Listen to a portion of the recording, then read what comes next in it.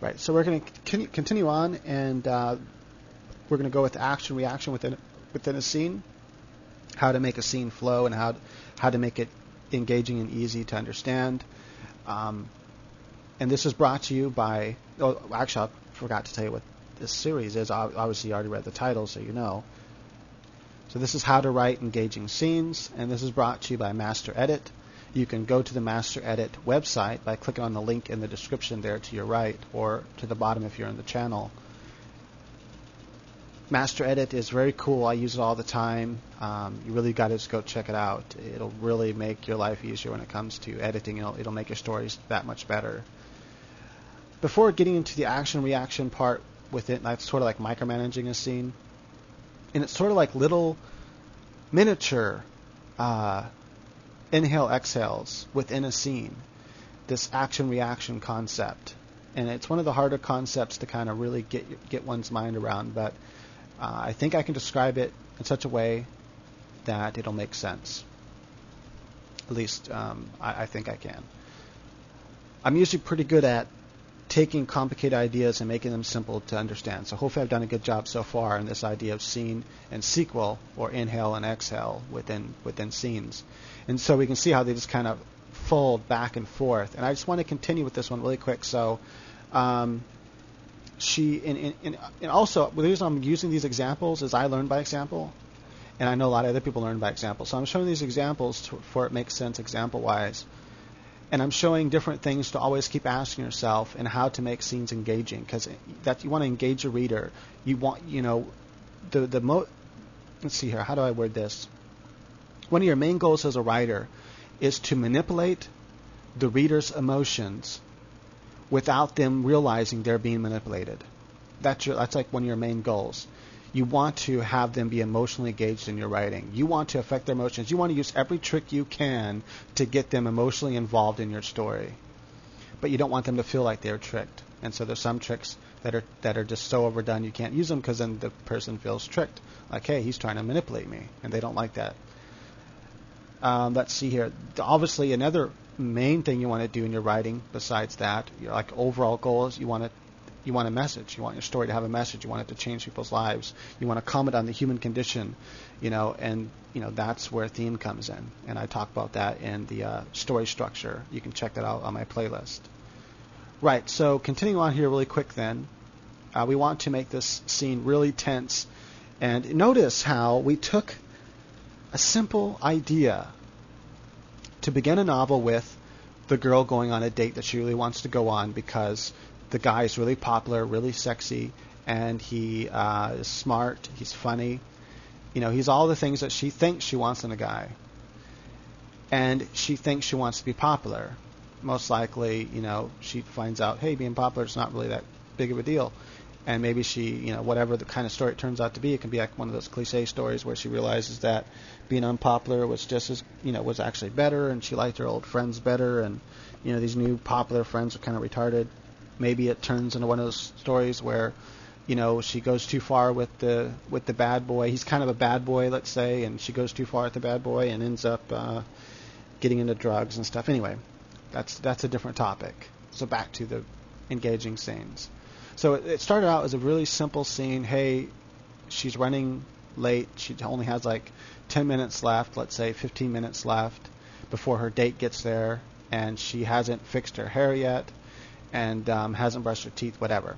You think, 15 minutes, plenty of time, but we went, what's the worst thing that can happen, or what's a bad thing that can happen? And that's how we made this scene engaging. That's how we made it tense. That's how we made it a good read. And, so we went through all that, and the other parts, you know what happened.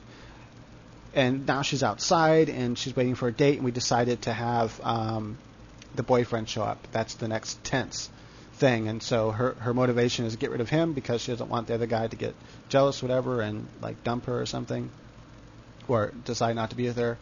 So she doesn't want to ruin her chances, so she's trying to get rid of this guy, but she also doesn't want to lose him as a friend. She doesn't want to seem rude. She's not a mean person, so she's trying to get rid of him in the nicest way possible. But now she's like down to the last minute, and she can hear his motorcycle. Ooh, he's the bad boy on the motorcycle. Maybe she can hear his buff Camaro. Whatever it is, she can hear his vehicle coming, and I really got to get rid of this guy right now. Bye. She's like pushing his car. Go push on the gas. Please get out here. I got to go. Please go. I'm going to go back inside the house now, type of thing.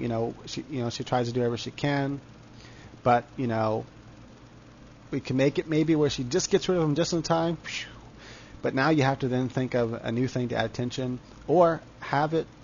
I'd probably make it to where dude shows up and he hasn't left yet, and maybe he does get a little jealous. Hey, who's this? He doesn't really show it. He's kind of cool about it.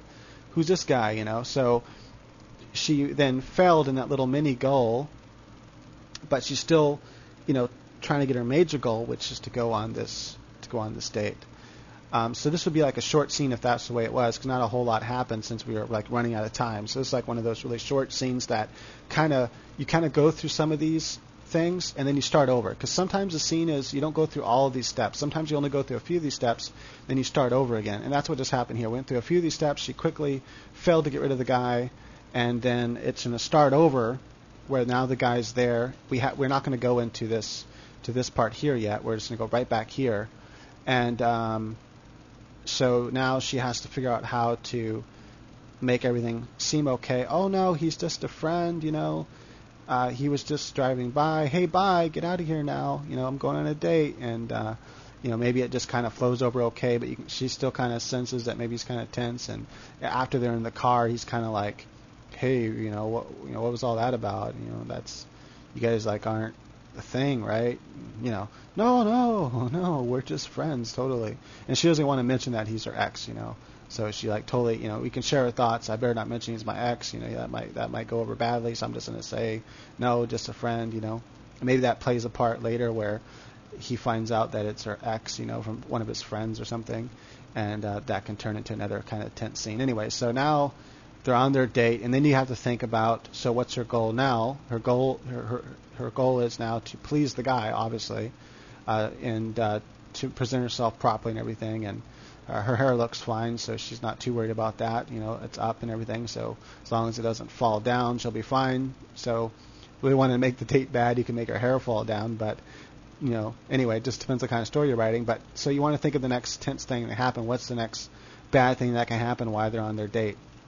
You want to keep thinking of bad things that can happen, and then you want to give her a mini goal, a tiny goal to reach.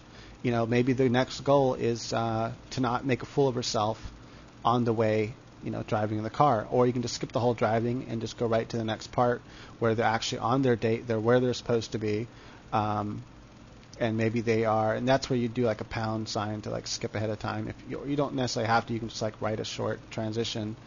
A couple lines to transition into the next part where they go. You can kind of just summarize what happened, and then now they're at the place where they're going on their date, movies, whatever happens to be, and then you give her a mini goal and motivation to achieve that mini goal, and go through those, keep going through the steps, and then sometimes you'll skip back to the beginning again, or you'll go through an exhale. And you want to make sure you have an exhale every once in a while. You don't want to do this too often. Doom, doom, doom. You keep going through scene too often. You need to have a time to exhale. Give a chance for them to go through these steps and have a lot of thoughts and emotions and feelings. Okay, so now we're going to go to action reaction. This is how to write the individual parts of a scene to where you have this kind of back and forth where it's more engaging. And it's like I said, Dwight calls it MRUs, motivation reaction units, but he makes it all confusing. It's hard to follow. Let's see here. Actually, there's another one. I'll spend the last time doing this before the next video, showing you something really quick. Okay, so I'm just going to share this site with you, advancedfictionwriting.com. And if you click on this here, Writing the Perfect Scene, it's actually worth reading, and it's kind of cool. And in this Writing the Perfect Scene, I'm already on that page, he talks about MRUs somewhere down here. And he kind of makes it easier to understand the action reaction. He kind of goes through it really quick. I'm going to go through it more detail, and I'm going to go through it how it makes sense to me. But nonetheless, it's worth reading. Okay, so come back for the next part.